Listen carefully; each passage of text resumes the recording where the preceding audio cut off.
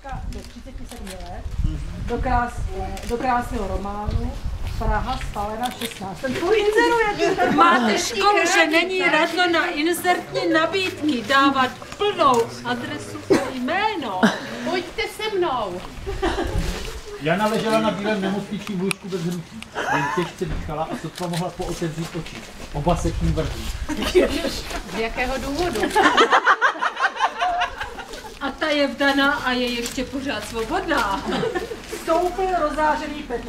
Bylo na čase rozloučit se s paní Šákou.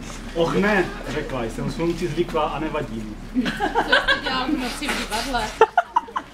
Vážená redakce, rozčiluje mě, že zaměstnáváte svobodné redaktory a že to dokonce ještě uveřejňujete. A líbí se vám tu slečno? Pootočila maličko hlavu. Vidím, že máte 1000 chutí se vdávat. Pešna. Já jsem vzala ten stejný časopis. Jano, vydechl Tomáš. Tak já paní přijdu zítra. Vy jste nábožensky založená, jinak...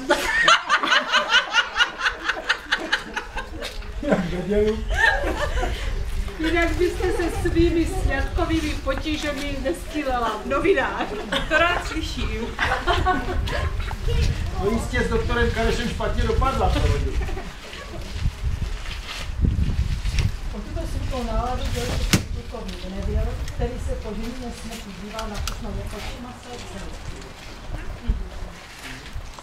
Odjíždím brzo ráno, pravil. Cizí muž se vás neusnal.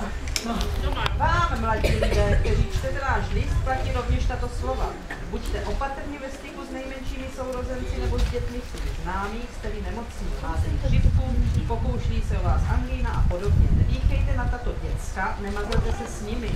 A dotýkáte-li se jich, tak to vždy s čistýma rukama, abyste nepřinesli nákazu na jejich citlivý organismus. Inteligentní jsou prapodivný národ. Nedejte se jimi klamat.